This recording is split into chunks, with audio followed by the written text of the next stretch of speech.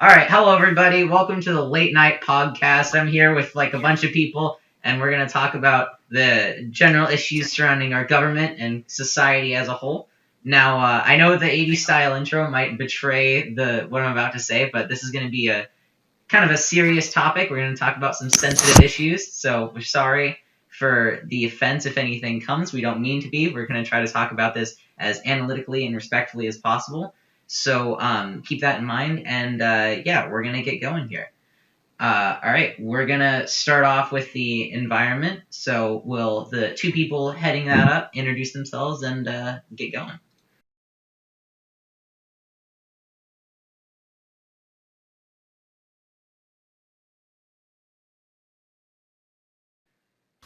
I'm Kai.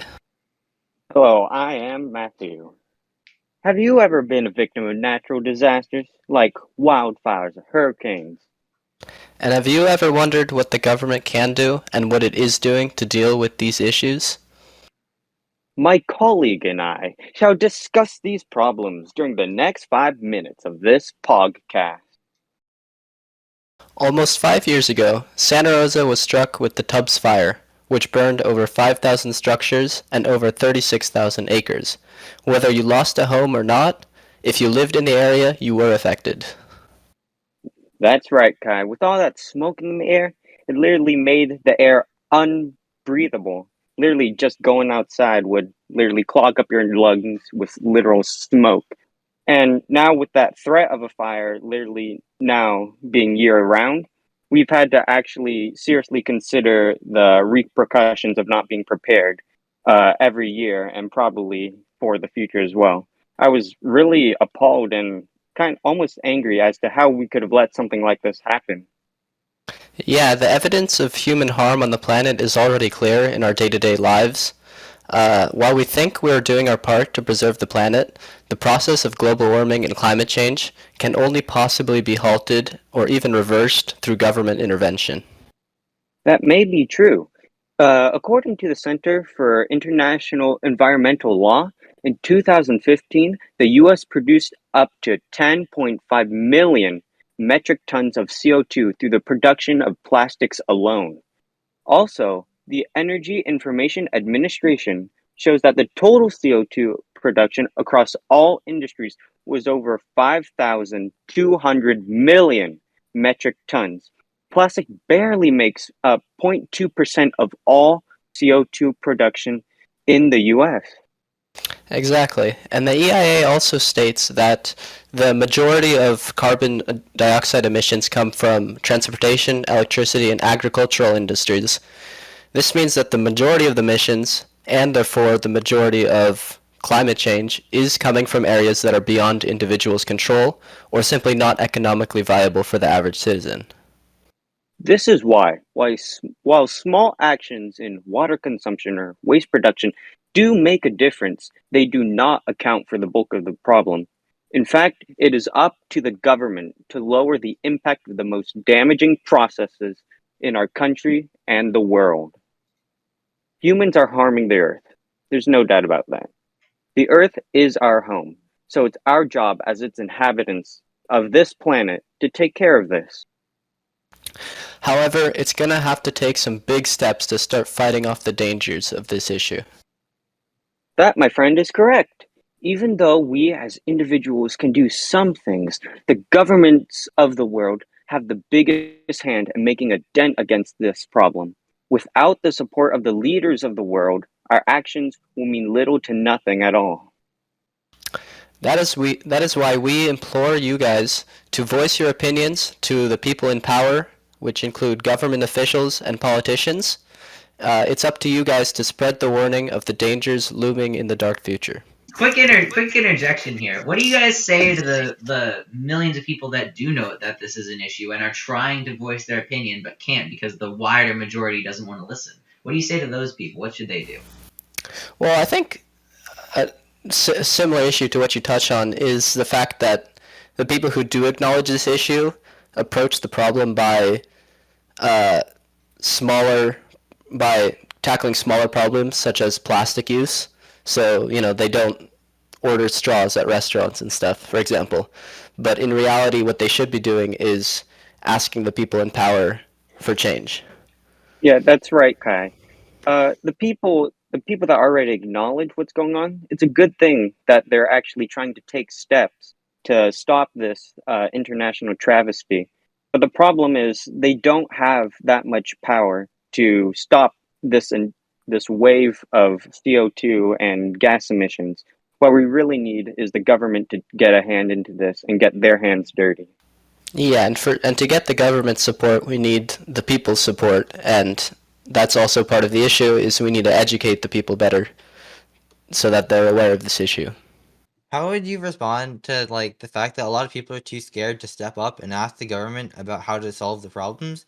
And then how do you think like you could get people to effectively ask for change in the government and try to like have a change for themselves? It doesn't it doesn't have to take the form of some dramatic protest like you may seem. So a simple email to a politician in your area will eventually add up and make a difference. That's right. Even though we may not have small power alone, if we all work together and get global attention on this issue, we may be able to stop this problem that's going to keep going. And if we are able to stop it, that's really good. But if we aren't able to round up enough support, it's going to go down. So we need all your support to rally up more strength to fight against climate change. If enough people learn about this travesty that may occur in the coming years, in our future, the government may soon take notice. Then, and only then, will the battle against climate change truly begin. Makes a lot of sense. Very insightful. Yeah, I remember hearing that a lot of the like whole carbon footprint campaigns that have been really popular recently were actually spawned from oil companies trying to distract people from the main issue, and I think that really highlights an issue not only with just our environment and the way that's treated, but the way our economy kind of focuses on ways of making money that highly damage the environment. And actually, that segues us pretty perfectly because our next group, Dylan, is gonna lead into a conversation about the current economy and how the government is currently dealing with that issue. So, Dylan, why don't you take it away?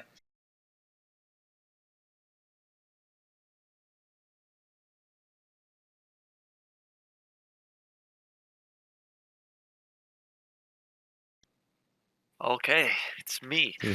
Dylan DeCastro, and I'm here to talk about economics and everyone's favorite isms. Capitalism, socialism, that kind of stuff. Alright. I think you're missing Uh, one. I can't bring up that word for legal reasons. Okay.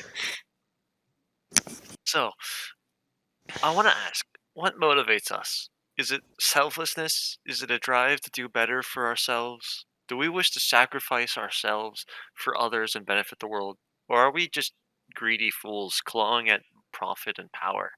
I mean, the truth is that so many of us are all just puppets tied to strings, and these strings are held by money. I mean, the evidence is in history. The Industrial Revolution, the history of imperialism, manifest destiny, all of those. Those are driven by money, and and it's shown there that the rulers of the world will spill blood and burn the world for a few more bucks in their fat pockets. I mean, I've seen this myself. Back in 2017, I watched as a wildfire ravaged my city. Same fire. It's the same fire Mathew and Kai talked about. My friends' homes, the places I'd grown up in, they all became ash. It was one of the most destructive and largest fires in California. It turns out this was caused by the carelessness of the electricity company, PG&E. It took shortcuts and decided not to properly maintain their cables, even after previous disasters. The greed and carelessness of the company caused terror. And that pattern is just so funny because it repeats itself so many times. And every single one of those times, money's always behind it. Okay. So there are other examples of this. I mean, the biggest businesses. You can look at this. Amazon abuses their workers every day just for profit. I mean, they just take and take, never giving anything back. If it means getting a few cents more, that the company will pressure and drive their employees to depression. I mean, they overwork them, pay them little, give them terrible benefits. In fact, one time there was a not one time, but a lot of workers have complained about their mental health, and one of Amazon's solutions was to making a box that employees could cry in, or at least take a break mentally in. I mean, we could say, I don't know, just avoid the effects of these mega companies leaving and living in some isolated island, right? You know, like away from civilization and society. I mean, that's entirely wrong. The top companies and their greed cause 71% of the greenhouse gas emissions. So even if you tried to leave, they everyone would still some way be affected by these giant mega companies. So naturally, they're not going to do anything because these like ways to prevent greenhouse gases and all this climate emission, it needs money, you know? I mean, it costs money. Sorry. Clean energy, proper waste disposal, it all costs a few dollars in the short term. So naturally, they're not going to do anything. They'd rather just destroy the world than lose a couple bucks. Besides, I mean, those guys at the top, they're going to die and leave us all behind before climate change destroys us. So I mean, so what's protecting us from these guys? Couldn't government shut them down or stop this blatant destruction of our world? They probably could if they really tried. But why would they? All right, so you mentioned how like all of these things that would prevent any sort of harmful things to our environment. You mentioned that they all cost money. Yeah, they would all cost quite a bit of money, and unfortunately, it's more money than what would normally be needed for typical industrial production. However, if we were to fully convert over to clean sources of energy, you could end up with a much stronger economy, making a lot more money than based on green energy than you initially had with current industrial production. Actually, yeah, sorry to kind of just jump in here unannounced, but with the current situation, or at least current at time of recording, going on with Russia and Ukraine, I mean, the craziness with Russia jacked up the oil prices because of our sanctions that were Right, rightfully placed on them. we were buying 8% of our oil from Russia, so Right, yeah, we are no longer doing that. exactly. And it makes you think that if we had just been green in the first place, our economy wouldn't have even taken a hit at all. In fact, it could have probably improved or provided even harsher sanctions onto Russia just because we wouldn't Because we weren't relying on their oil, right? exactly. Yeah, absolutely. Like greenhouse gas, or sorry, not greenhouse gas. Green energy that would be probably much more beneficial to the company in the future. But a lot of the time, there's not really long term thinking there. It's Right, often short it's term. driven by So greed in the moment, yeah, right? and like a lot of big oil companies are the ones that control. I wouldn't say a lot of the other companies, but they do influence a lot of the decisions that are made because they make so much money. And those oil companies can't really switch to green without essentially changing business entirely. All So right, anyways, thanks for clarifying. yeah. So anyways, resuming. So the governments could probably fix this if they like obviously it wouldn't be easy, but it's something that they could do and eventually save us, but why would they? I mean, Congress received $31 million from lobbyists, according to TRTworld.com. And keep in mind, and that's just in 2020. And keep in mind, this is evenly split between Democrats and Republicans. All of them are greedy fools who let the rest of us burn because they get more money from lobbyists. These governments probably could shut down things if they tried hard enough. Obviously, it wouldn't be easy, but it's something they could do. But they already earn $31 million from lobbyists in 2020 between Democrats and Republicans both. And this is coming from TRTworld.com. So all of them, they take money from these lobbyists who act as people receiving money from businesses and giving them to government officials. So in a sense, it's indirect, well, almost direct bribery. So if you ever wondered why we haven't made it entirely our priority to do things like the Green New Deal and improve the climate change crisis, this is a very good answer to that. So, what can we do? Well, the sad thing is, it's incredibly hard to actually do something meaningful. In the U.S., the politicians willing to combat these issues, say Alexandria Ocasio-Cortez or Bernie Sanders, they're shut down and attacked by their own party. We can't even necessarily vote for them because without their own party's support, they can't effectively run or unify their cabinet. Within other countries, the issues are still a very large problem. Like those that are willing to go green and aim towards socialist ideas are small and frankly uninfluential. The giants in modern empires are truly lands of greed and inequality. US, China, India, as examples, they all have rampant global emissions and poverty rates. Greed only serves to drive these further as the rich get richer, stealing more wages and rights from those below. We in the US have claimed to rid ourselves of slavery, but the truth is that now we are still slaves. We are slaves to profit and money, held by the ruthless oligarch businessmen above us. Hopefully, through education and awareness, we can unite. We can join together and become a force that they can't ignore. Strikes, boycotts, protests, similar actions can bring us the influence we need. If we can't outright stop these businesses, the best we can do is to tell them that they can't control us anymore. We must show that humans deserve a living wage, health, and a green earth. This can only be achieved through solidarity and unity. So please, I beg for all my siblings of this earth to wake up. Witness the injustices of the ruling class. Witness their crimes and their intolerance for us. And for those who are the ruling class, show empathy. Look at us. We are not dolls that you can play with and then cast aside. We are people. After all your wealth and all your money, you will die. Your money shall fade with your soul, and none of it can save you from whatever waits in the end. We as a people must join together and lift ourselves from this slavery and this hell. Okay, podcast over. Well, my part, I guess.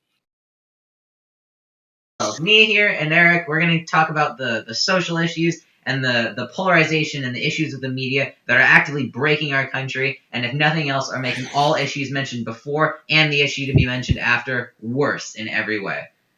All right. We're going to take it away now.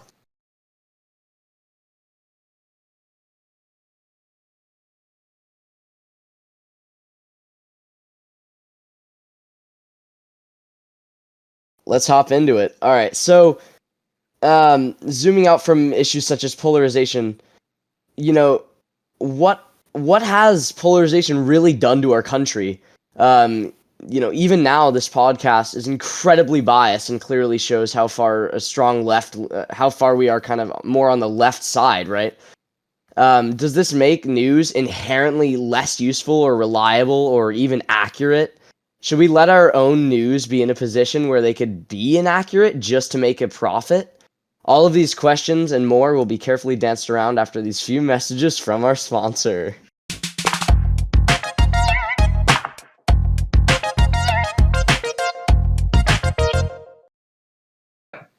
Okay, so as Eric just so perfectly led us to our sponsor, what exactly is the media doing right now that's so bad? Well, all right, here, I'll answer the question. So recently, the whole Russia-Ukraine situation has been really capturing the attention of our country, and the media everywhere has been focusing on it because it's the new sensational topic. It's what's going to garner clicks from people. However, if you look at the actual stories that the medias are providing, they're going to give you very, very, very different feelings just based off the title alone without even watching the video. You're going to get a totally different idea just from looking at it, which is how most of us are going to be looking at it when we scroll through YouTube or Instagram or whatever platform you're going to use. So, for example, an MSNBC YouTube video was titled, Russia puts nuclear forces on high alert. Whoa, I know, right? Instantly, that just screams out that nuclear war is coming. We need to be prepared. This superpower that nobody in the U.S. really trusts all that much is putting their nuclear forces on high alert. This is a huge issue. However, if you were to go to a different article, specifically one by Fox News, for example, they say Russia has put their nuclear deterrent forces on guard. That immediately brings out a totally different vibe. So regarding that, I'd say this was one of the talking points that we initially had planned. So yeah, there's so much, there's so much polarization, especially from media sources, right? To the point where people will just kind of believe everything they see. So if you just despise, because of what's happened in the past couple of years with the attack on the Capitol following the election of Joe Biden as the president of the U.S. So things like that are they're examples of polarization, how far the media has taken it to the point where people are just completely against someone simply because of their political affiliation, or what media source they watch. And so in the case where people, there are quite a few Russian supporters in the U.S., but I mean, I saw someone with a Z painted on their car today driving down Highway 12. But it's definitely an issue in that people literally just believe anything they see in the modern era.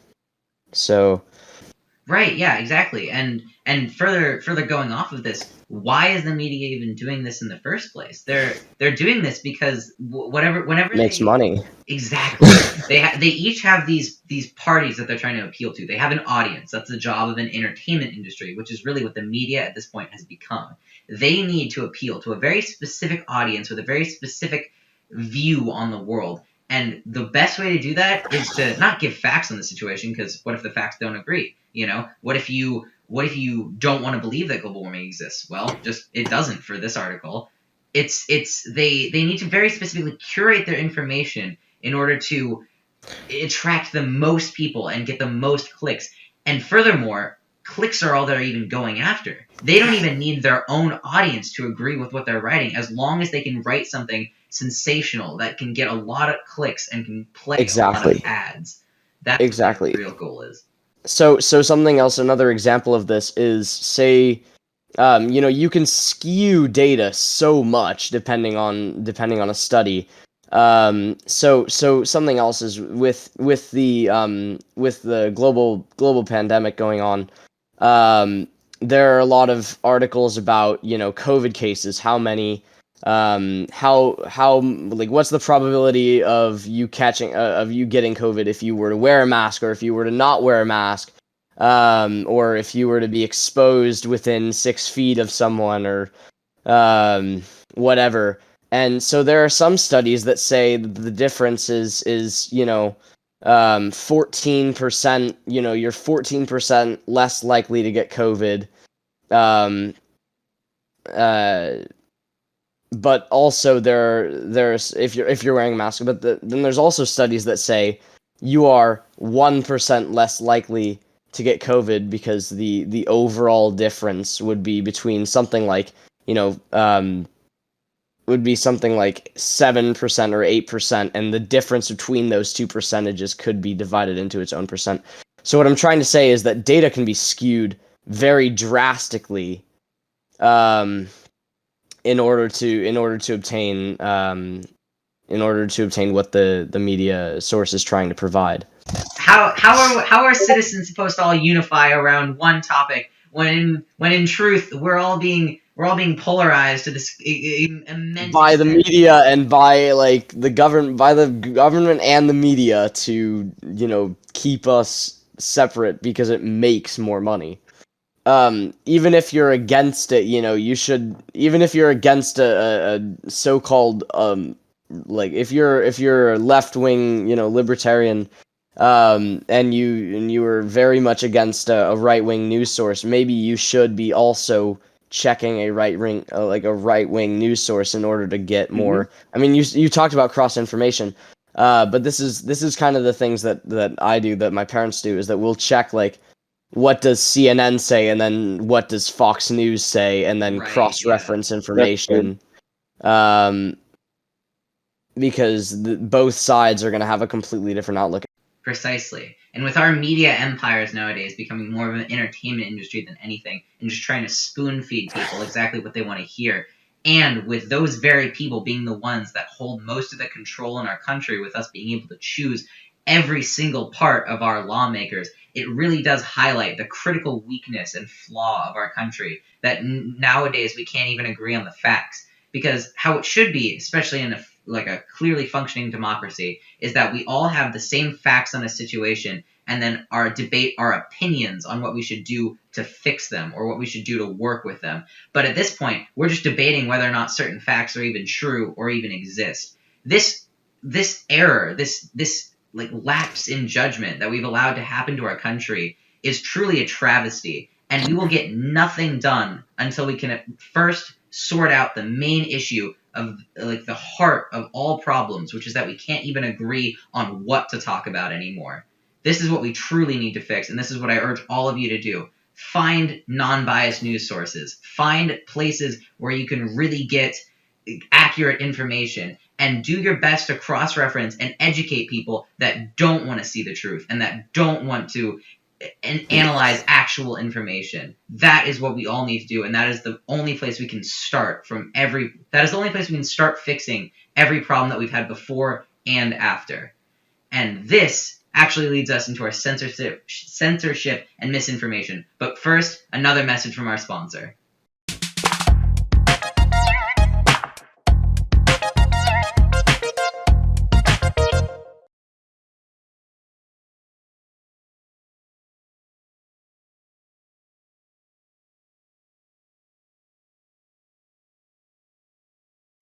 Alright, thanks for the lead-in.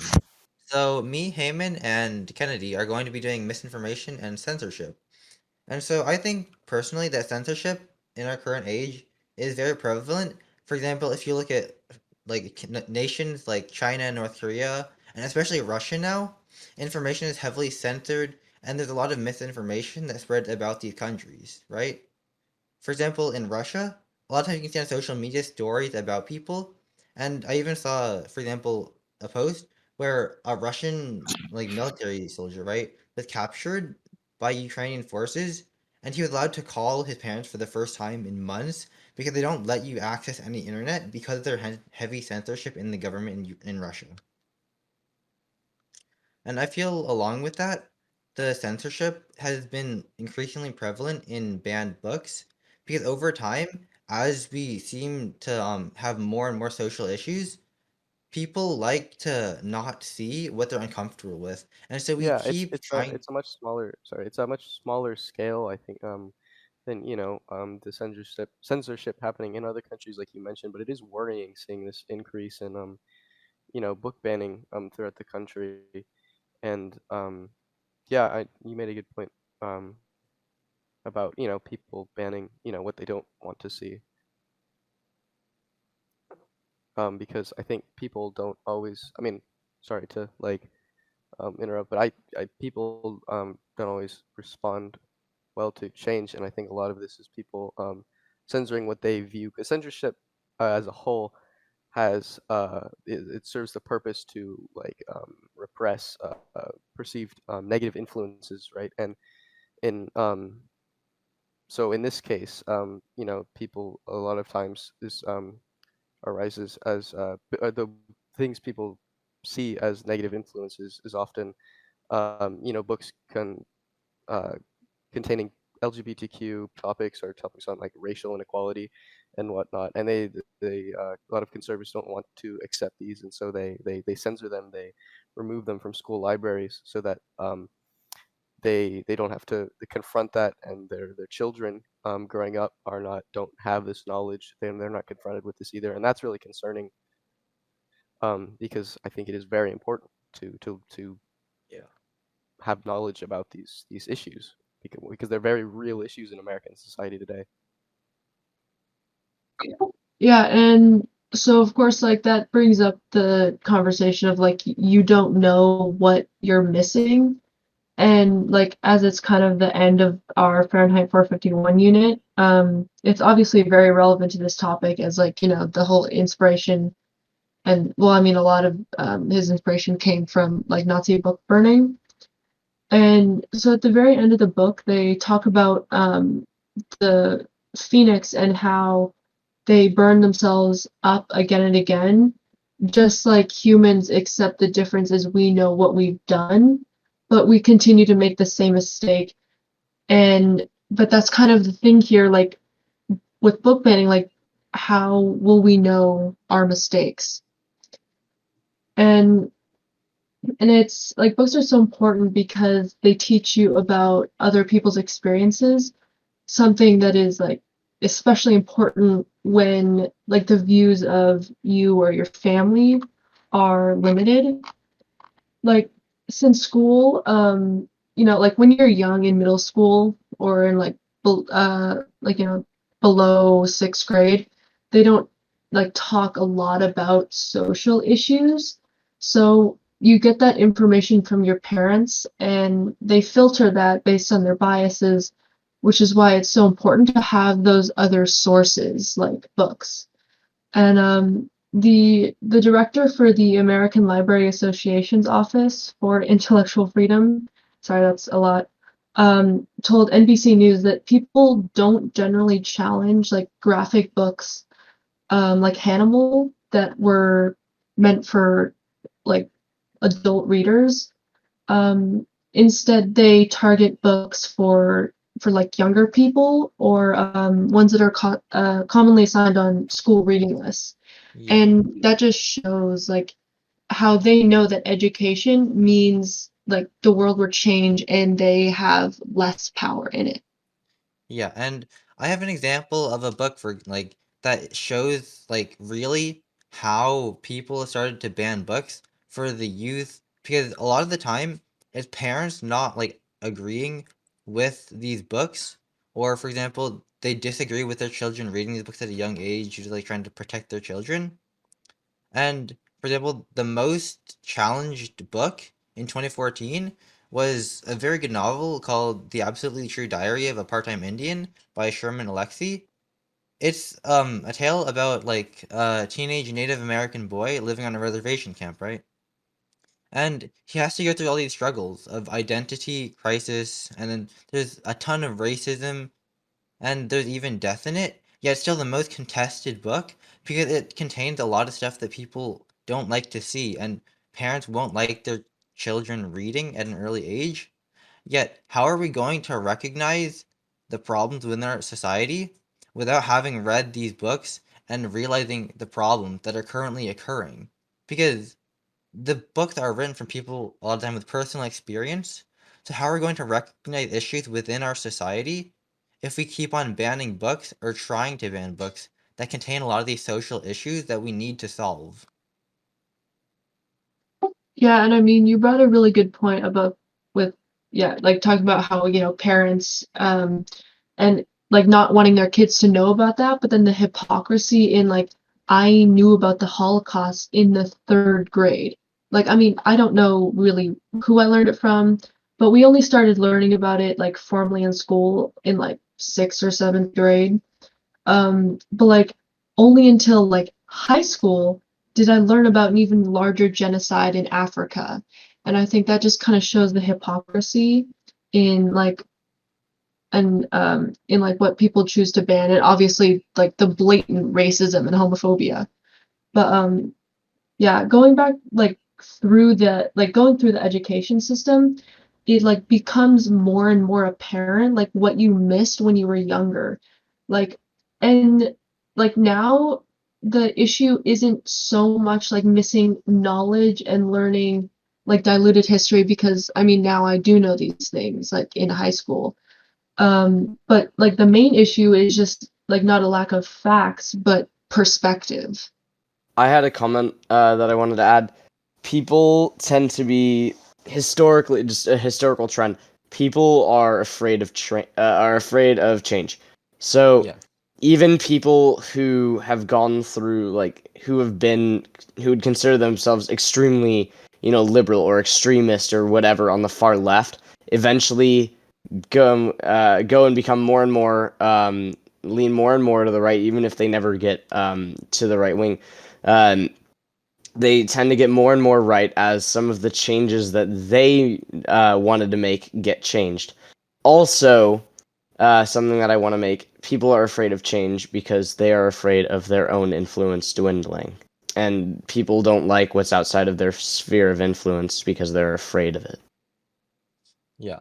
And I feel like a large part of being afraid of something is because they don't know what will happen, and the unknown part of it, and the part where a lot of people, when you're making a life-changing decision or even just a small or big decision, you don't know the outcome for sure. So yeah, they can never be sure, and a lot of people tend to take the safer options even if the riskier option would be better and have still high chances, right? Yeah, totally. So, I mean, yeah, forgive me for interjecting too, but I mean, what can we do about this? Like, I know censorship isn't a huge. I mean, it still definitely happens in the United States, even Captain Underpants for some reason. But like, why? What can if you were to let me pose this: if you were to speak to a citizen living in Russia right now, what would you say to them to try and break them out of this censorship?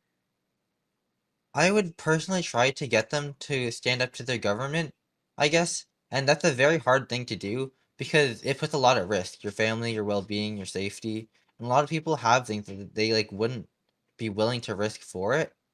But I still think it's important that a lot of people need to try to stand up for what they believe in and what we need to have in our society to like flourish, right? Because if we have a successful society, but we don't have books in our history and we don't have a culture basis for us to lean upon, then we won't be able to have a successful culture because we'll keep making the same mistakes over and over. Yeah, and I think Christian, you also were kind of like asking what could be done about censorship in America, which is on a smaller scale. And I think it's probably important to have meaningful discussions within schools about American politics and social issues, sorry, and American society.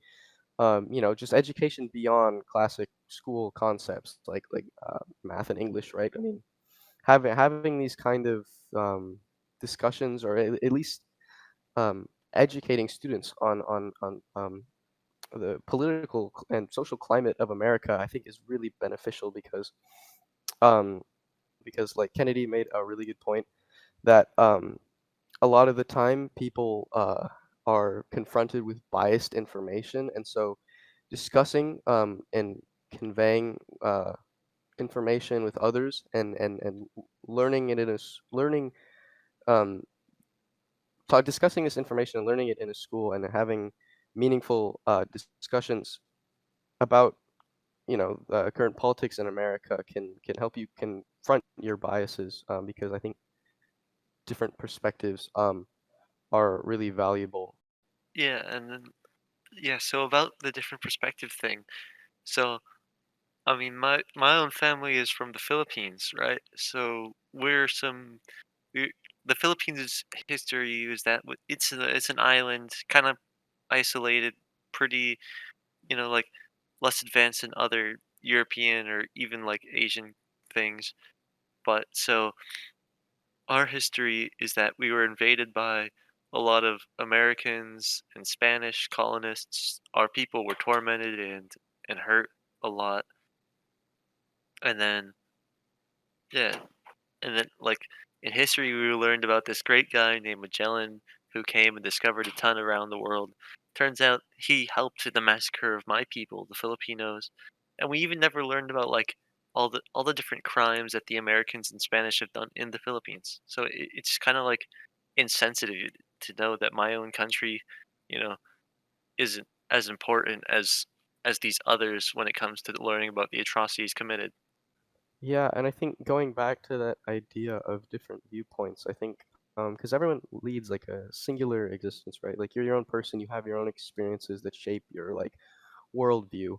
Um, but you have you still have limited like experiences. Like you, not everyone has like all the answers, right? Which is why I think it's so invaluable to hear others' perspectives, because I think it makes you a much more well-rounded like individual, um, because by listening to other people's own experiences, and things you might not have even thought about before, it really allows you to, confront your previous biases or consider new ideas, um, and that I think can really help you, like learn more about what's going on in the world around you and have a be more educated and well informed about, the current political or social climate wherever you're living. I mean, this applies to America, but I think anywhere else. Because I know as a straight, like mostly white male, I haven't really faced a lot of social challenges. I was born into a reasonably wealthy family. I've never had my identity challenged or faced like hatred for things about myself that I can't control. Um, but I know these are luxuries that a lot of people share, and I wouldn't even be able to recognize this privileged status I have if I hadn't been educated about current societal injustices in America. Like I would have been clueless without other people's perspectives and learning about other people's experiences, right? Because there's so many injustices people throughout America are facing that I have no like I don't have a I haven't experienced that, and I probably never will. And I think so hearing other people's perspectives and just and learning about what's going on is really important. And so that's why I think probably the current rush of conservative book banning in schools is really concerning. So Because I think along with I that, hearing other yeah people's perspective, a big part of that is through reading books, and especially banned books that people don't want to see. Because a lot of the time, people can speak to you through a book. How often do people get like drawn into books? And a lot of times, as a child, I would go to the library and just get sucked into a book for hours, right?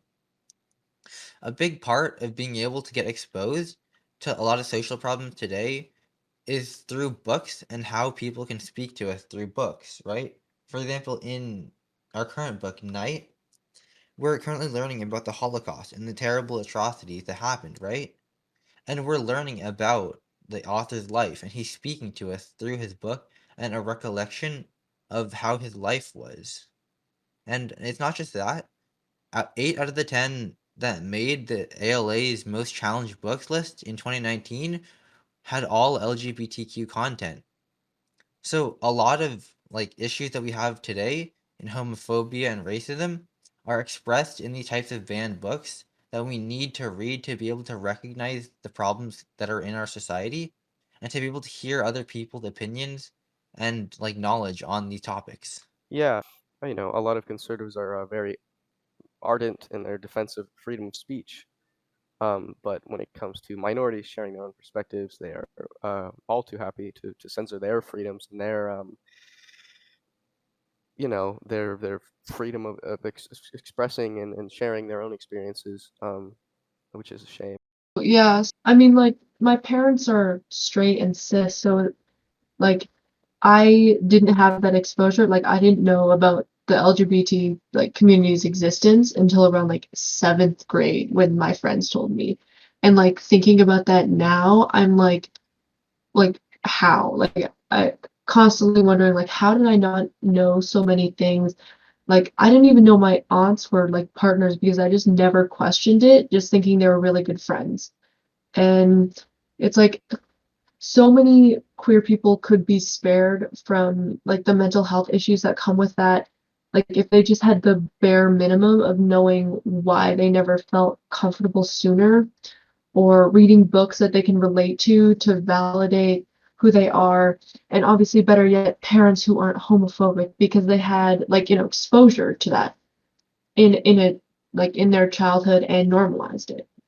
Like, I mean, maybe if I had read In Tango Makes Three, a kid's picture book about two like boy penguins that adopt a chick together, or George, a book about a trans kid that has repeatedly been one of the most challenged and number one in 2020 according to the American Library Association, I would have been more happy in middle school and felt better about like myself and like who I was. And like while there was a serious deficit in my learning there, like I did have some exposure to racism, hearing my dad talk about his experiences, just walking back from a Seahawks game in San Francisco and getting yelled slurs at by like a random person in their car, like driving by, saying things like "Go back to your country," and like also at the start of the pandemic, my dad's friend's mom was like assaulted. Like many of the others that experienced the wave of like Asian hate crimes that came with COVID.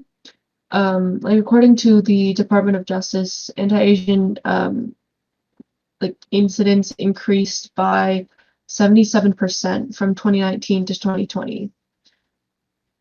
And I think that just kind of like, you know, those aren't things that you learn a ton about when you're white, cis, and straight, and definitely not something you experience, which is why it's like so important to learn about it from other people who have experienced it. Yeah, exactly. It's so important to learn about these like we could facilitate these discussions more often in schools, and but also like um throughout books and like recordings of these people's experiences. I think it really helps you to become a more well-rounded, open-minded person and just more tolerant. You understand what other people are going through. You understand what's going on in America better, and you understand what you can do to help change you know these bad things and help, I guess. That's all I really have to say. Yeah, and it's like if kids are going to be the ones who are going to like change the world and like, you know, create the future, then they need to be taught about these things. And Yeah, so exactly. like if there's anything to take away from this, it's to read banned books. All right, yeah, that was some really good points. Okay, all right, so I think for all of our main sections, that's basically it. For now, we're just gonna kind of go into a more kind of relaxed, free-floating conversation. But that like what just happened, that was our main chunk of our podcast. So if you wanna head out now, you can feel free. And the rest of this is just gonna be kind of our raw thought here. So feel free to stick around or feel free to go. But yeah, we're gonna get into it. So Eric, if you wanna start us off here with just some random thoughts, go for it.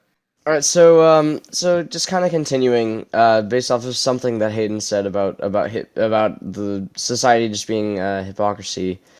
We have become a society of hypocrites, right? Um, everyone's just constantly, you know, um, everyone's just constantly, so dredged up in what they have in front of them. And it's because we have a we have a consumer society, right? It's absolute consumerism, where essentially, especially for people like who would be considered Karens, right? How much freedom of quote unquote freedom of speech are you gonna have if everything you write is censored, right? Or say frick, I forgot exactly what my point was going to be because I got like denied halfway through the podcast. Yo, I forgot what I was going to say. Rip. Yeah. I think just in general, like, I mean, speaking just on all topics, I think the main thing to take away from this is just all of our points kind of boil around just being like a conscious like person, just taking responsibility for what you are consuming, what you're putting out into the world, what you're letting happen with your country, what you're doing to people. It's you just need to be aware, Yeah. you need to Don't be conscious. Yeah. There's a proverb, and it's don't help remove the splinter from someone else's eye without first removing the beam in your own eye. Yeah. Um, Yeah. so figure out, be more considerate of what your own actions are before trying to judge the actions of others. Right. Yeah. I think that's really important. I think we need to, we need to be conscious of what we're doing to our environment. We need to be conscious of what we're letting big companies do to our economy and our environment. We need to watch out what we're doing with the news. We need to be conscious of the censorship that's going on. not only in our own country but also in the rest of the world. It's important that we all need to be aware. We need to just do our job to be responsible citizens and really think about what we are impacting on the world. But yeah, I think that's gonna go ahead and end us off here. It was nice doing this with all you guys. Yeah. I'm gonna go Yeah, edit this for the great. next 5 hours. Enjoy your night, guys, and enjoy your night to everybody watching. Thank you. Thank you, Wait, what is it everyone. again? This has been the Late Night Podcast. All right, come We'll again see you next again time. next time. All right, bye guys. Bye bye. See ya. Thanks.